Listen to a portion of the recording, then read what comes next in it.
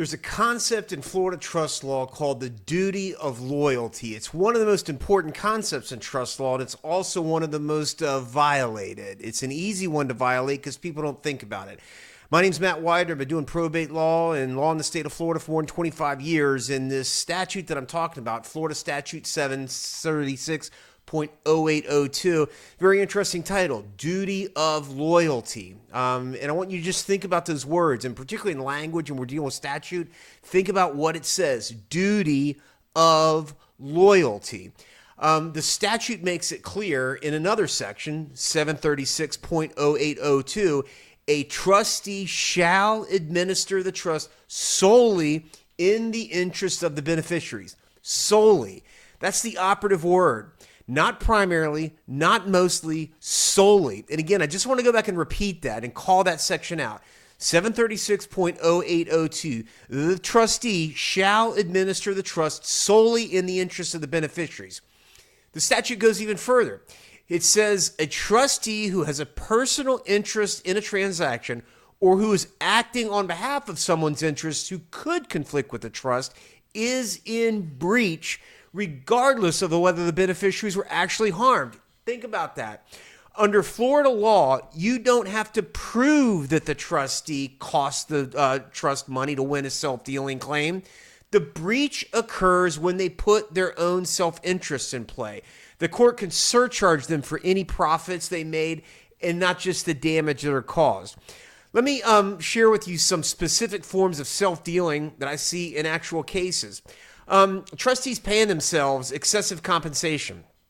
The trust code allows a reasonable trustee fee, but what it doesn't allow is a trustee to just go wild and let them determine what's reasonable. That's a breach under 736.0802 and 736.0813 simultaneously. Second area where I see this, the trustee sells property to themselves, a family member, some insider, especially when they try and hide it, right? It's bad enough when they're upfront about it. Maybe they convince the beneficiaries over here, hey, it's a good idea. No, that'd be a self-dealing transaction. And bluntly, even if these people over here agreed with it at the front end, they realize later that maybe they were suckered, taken advantage of. Maybe they have second thoughts about it. That gets rolled back, peeled back at the beginning. Another thing, trustee hiring like their own business to do acts or do things on behalf of the trust. Even if that works, even if it's good, you just got to understand the significance of this. And then four, this is one that I've seen explode recently, and over the next couple of decades, this is what we're going to be talking about more than anything else at all.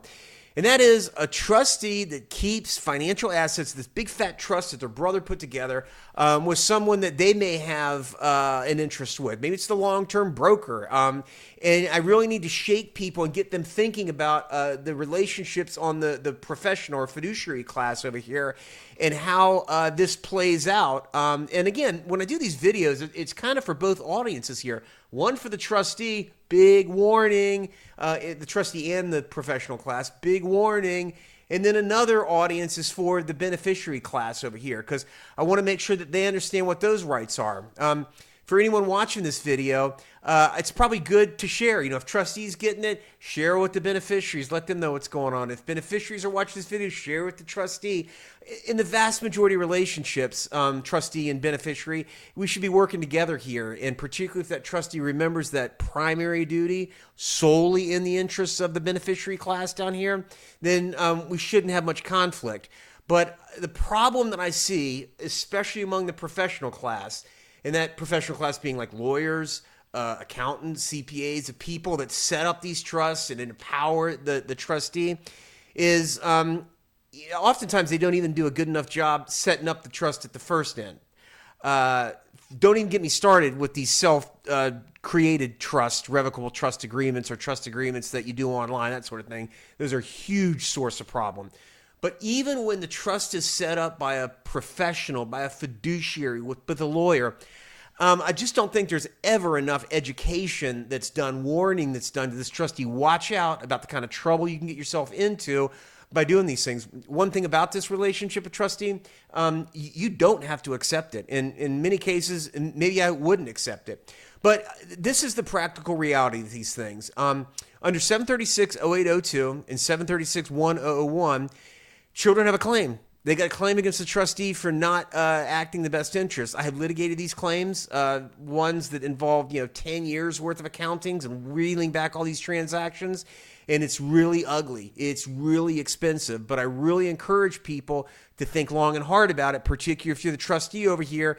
Before you do anything, have it examined, and then bluntly, before you assume that role as trustee, make sure you're getting the best ever legal advice possible so you understand whether you even want to be in this role.